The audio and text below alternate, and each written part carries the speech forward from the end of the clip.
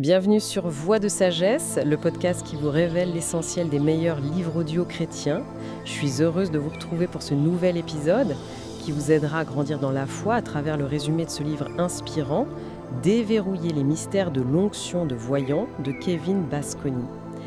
Aujourd'hui, on va explorer un sujet vraiment fascinant.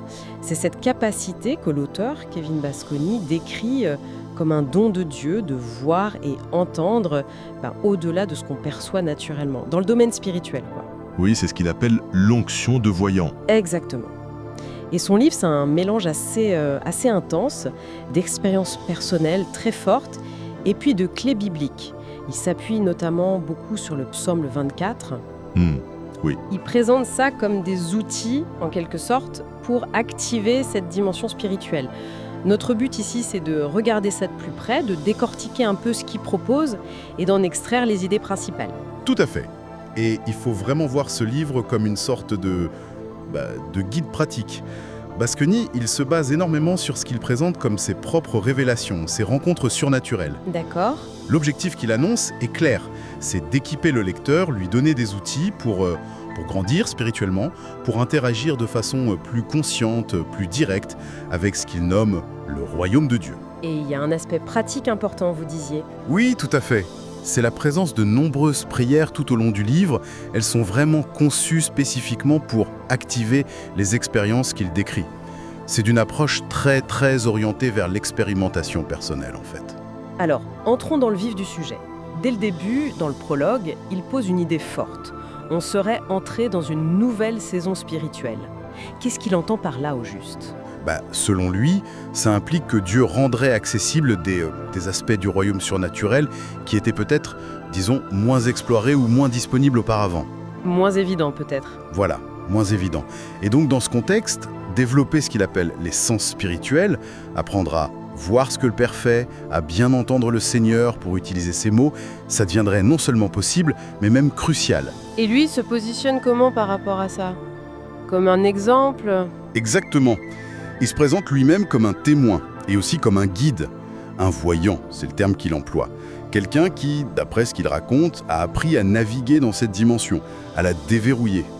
Il raconte d'ailleurs dans le premier chapitre qu'il se sent appelé à enseigner là-dessus depuis 2002, suite à des instructions qu'il dit venir directement du Seigneur. Ah oui. Oui. Et pour étayer cette idée de nouvelle saison, il cite même une prophétie attribuée à un certain Michael Danforth. Cette prophétie annoncerait justement une capacité nouvelle de voir et d'entendre spirituellement. L'idée de fond, c'est que quelque chose a changé, que de nouvelles portes s'ouvrent. Et il essaye d'ancrer ça dans la Bible aussi, j'imagine. Bien sûr. Une référence qu'il utilise assez tôt, c'est le prophète Habakkuk, au chapitre 2.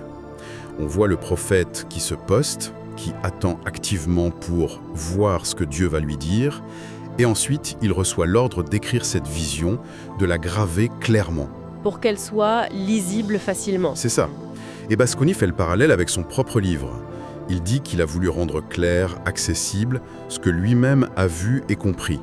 Surtout concernant le psaume 24, qu'il voit comme une révélation essentielle pour déverrouiller cette onction de voyant. Donc l'écriture devient un moyen de transmettre et potentiellement d'activer quelque chose chez le lecteur. C'est intéressant. Pour comprendre sa démarche, il faut peut-être revenir sur son parcours personnel, non ? Il parle beaucoup de sa conversion. Ah oui, c'est absolument central. Il décrit cet événement comme fondateur. C'était le 25 février 2001.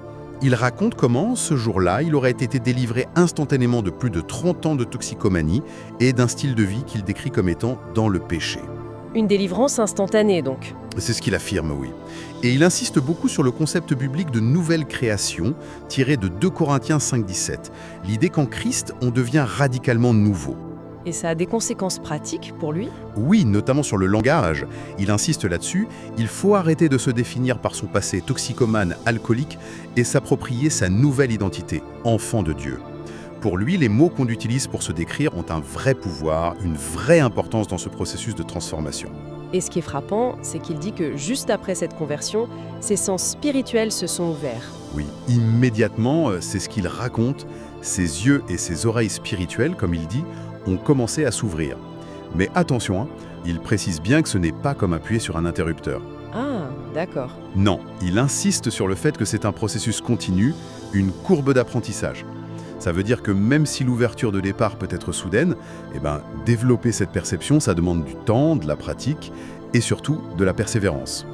Ça casse un peu l'image d'une capacité qu'on aurait comme ça d'un coup. Et il explique comment il a appris justement. Il ne donne pas forcément une méthode étape par étape, mais il parsème son livre d'exemples. On voit comment il a appris à discerner, à interpréter ce qu'il voyait ou entendait. Souvent par essai-erreur ou guidé par ce qu'il identifie comme le Saint-Esprit. C'est là que ces témoignages entrent en jeu, j'imagine. Exactement. Et pour lui, ils ne servent pas juste à illustrer. Il leur donne une fonction presque prophétique. Il s'appuie sur Apocalypse 19:10. Le témoignage de Jésus est l'esprit de prophétie. Son interprétation, c'est que lire ou entendre le récit de ce que Dieu a fait dans sa vie peut libérer une grâce, une onction similaire chez la personne qui écoute ou lit avec foi. C'est une idée assez forte qui revient souvent, le pouvoir du récit pour catalyser l'expérience spirituelle chez les autres. Parlons d'un de ses témoignages clés, celui de son voyage à Terre-Neuve. C'est une histoire assez étonnante quand même. Ah oui, celle-là est marquante. Ça se passe en octobre-novembre 2001, donc peu après sa conversion. Il raconte qu'il se sent poussé par Dieu à aller à Terre-Neuve, au Canada. En plein début d'hiver canadien. Et toute une série de signes assez variés. Un coup de fil inattendu, une émission télé sur Terre-Neuve au bon moment, une carte postale. Un peu comme des clins d'œil. C'est ça. Il parle même d'un vrai débat intérieur avec le Saint-Esprit, comme il dit, avant d'accepter d'y aller. Ce récit met vraiment en avant l'importance de l'obéissance à la direction divine, même quand elle paraît illogique ou inconfortable. Une obéissance très précise, géographiquement et temporellement. Et c'est là-bas qu'il vit des choses fortes ? Oui, c'est là-bas, dans une petite ville, Springdale, qu'il dit avoir vécu des expériences très intenses de ce qu'il appelle un ciel ouvert. Il décrit des visions très précises, de l'huile dorée qui coule de l'autel du ciel sur les gens, des anges qui descendent et dansent dans l'assemblée. C'est très visuel. Très visuel. Et même tactile. Il raconte avoir eu une interaction où un ange lui aurait touché la main. C'est après ça qu'il dit avoir commencé à percevoir le spirituel de façon nouvelle et plus constante. Voir des plumes d'anges apparaître, entendre des chants angéliques, des descriptions très sensorielles. Et le point culminant de ce séjour, c'est une rencontre particulière. Oui, le 25 novembre 2001, pendant un service. Il décrit une intensification de cette ouverture, les cieux qui s'ouvrent encore plus, des multitudes d'anges qui regardent, et puis la vision de Jésus lui-même qui descend dans l'église. Carrément. Oui. Il donne quelques détails sur son apparence, mais il insiste surtout sur l'amour immense, tangible qu'il a ressenti. Le moment clé, c'est quand il voit Jésus s'approcher, se tenir au-dessus de lui, il était prosterné lui, prendre la main et lui parler. Lui parler comment ? Il utilise l'expression d'Exode 33 comme un homme parle à son ami. C'est vraiment présenté comme une rencontre d'une intimité, d'une réalité extraordinaire. Waouh ! Et ça a eu quel impact sur lui ? Ça a été un tournant radical. D'après lui, il dit avoir été changé en un homme nouveau en un instant. Il considère cet événement comme le vrai début d'une nouvelle dimension, d'une nouvelle terre trouvée dans son expérience de l'onction de voyant. Une nouvelle terre trouvée, c'est une belle image pour Terre-Neuve, Newfoundland. Exactement. Et ce qui est intéressant, c'est qu'il relie cette expérience à une prière qu'il avait faite avant. Une prière audacieuse, dangereuse même, dit-il, où il demandait à Dieu une rencontre aussi transformatrice que celle de Saul sur le chemin de Damas. Donc il suggère qu'il y a un lien entre l'audace dans la prière et ce type de manifestation ? C'est ce que ça suggère, oui. Que chercher Dieu activement, avec audace, peut provoquer ce genre de rencontre. Et c'est suite à ces expériences qu'il se tourne vers le psaume 24 pour comprendre. C'est ça. Ces expériences intenses, surtout Terre-Neuve, l'ont poussé à chercher une base biblique. Et c'est là que le psaume 24 devient central dans son livre.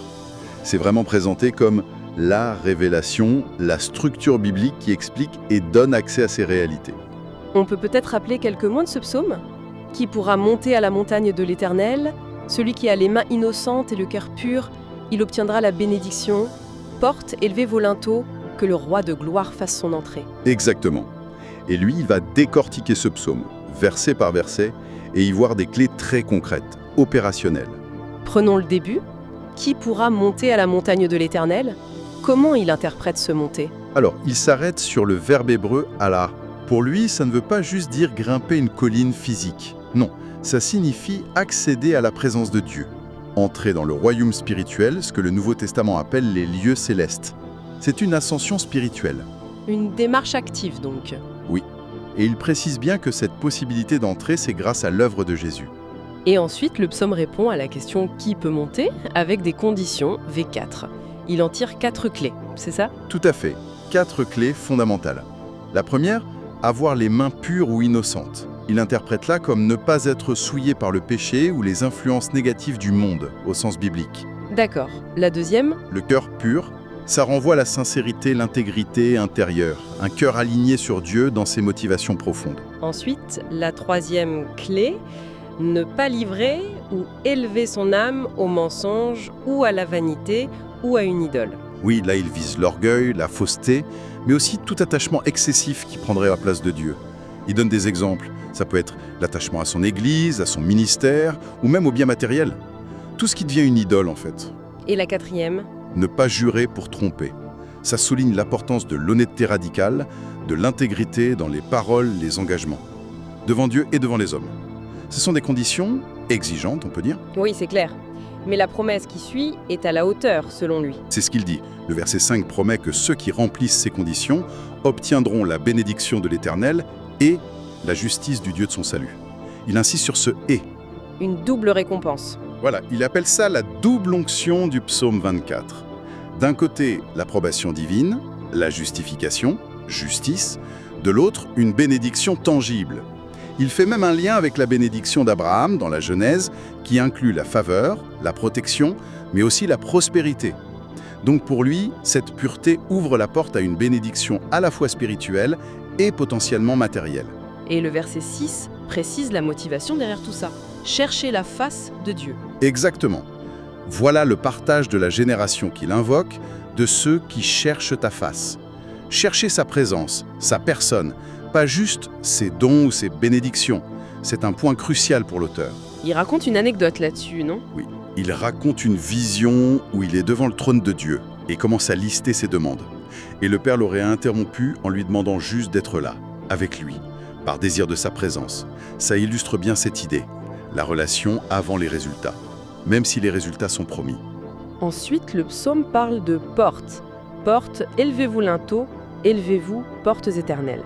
Qu'est-ce qu'il en fait? Alors là, c'est un autre concept clé pour Basconi.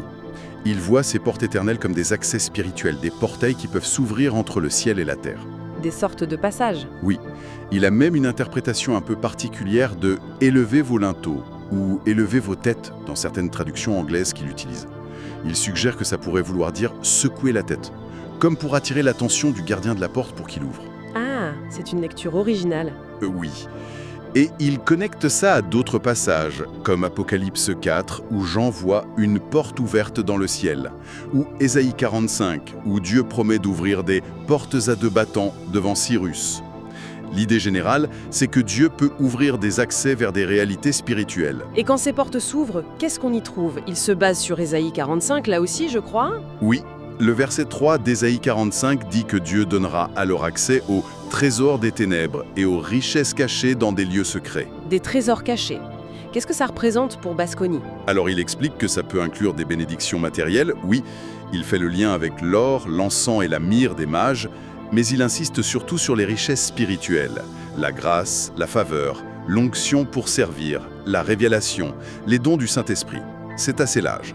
Un peu comme chercher les choses d'en haut dont parle Paul dans Colossiens? C'est exactement le lien qu'il fait. Colossiens 3, cherchez les choses d'en haut, affectionnez-vous aux choses d'en haut. Et dans tout ça, quel rôle jouent les anges? Ils sont assez présents dans ces récits. Très présents, oui. Ils ne sont pas juste spectateurs, ce sont des acteurs dans ce monde spirituel auquel il dit accéder. Il parle de visites d'anges, d'anges gardiens postés à ces fameuses portes spirituelles, d'anges liés au miracle ou à la guérison qui l'accompagneraient. Des facilitateurs en quelque sorte? C'est ça, des messagers, des facilitateurs. Ils font partie intégrante de la manière dont le royaume de Dieu interagit avec la terre selon lui. C'est une dimension assez développée dans son livre. Et comme on l'a dit au début, le livre n'est pas juste théorique ou narratif. Il est très pratique, avec toutes ses prières. Oui, c'est presque un manuel d'activation. Il y a même une table des matières, des prières à la fin. Elles sont formulées pour que le lecteur puisse essayer de s'approprier ses promesses, chercher à activer l'onction de voyant, recevoir une transmission spirituelle, demander la purification du psaume 24, réclamer les bénédictions. Et la prière finale est assez typique de ce style Gur. Oui, elle est pleine de déclarations prophétiques audacieuses, d'attentes de miracles, de guérisons. L'idée sous-jacente, c'est qu'une transmission spirituelle pourrait se faire juste en lisant le livre et en priant ces textes avec foi. C'est une affirmation assez forte. Si on devait résumer le message central, ce serait quoi? Je dirais que c'est l'accessibilité. Il répète sans cesse, du début à la fin, que ces expériences, voir, entendre, les rencontres divines, l'accès au trésor via le psaume 24, ce n'est pas réservé à une élite, au passé ou à quelques élus. Mais c'est pour aujourd'hui, Sam. Oui, c'est disponible maintenant, dit-il, et accessible à quiconque remplit les conditions, surtout celle de chercher Dieu sincèrement. C'est vraiment son leitmotiv. Ce qui nous amène à une pensée finale, peut-être, une question pour ceux qui nous écoutent. Le livre pose implicitement cette question.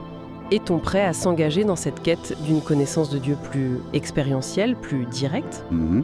Est-on disposé à prendre au sérieux ces clés qu'il propose?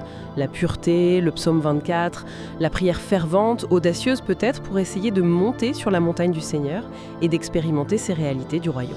C'est une invitation à explorer une facette peut-être plus surnaturelle de la foi, en s'appuyant sur le fait que, selon la foi chrétienne, le chemin vers Dieu a été ouvert par Jésus. Exactement. Une piste de réflexion personnelle pour conclure notre exploration d'aujourd'hui. Merci d'avoir écouté Votre Sagesse. Pour découvrir le livre complet et bien d'autres ressources édifiantes, rendez-vous sur voixdesagesse.com. Pas manquer, et surtout, partagez cet épisode à quelqu'un que cela pourrait bénir. Que Dieu vous garde et à très bientôt.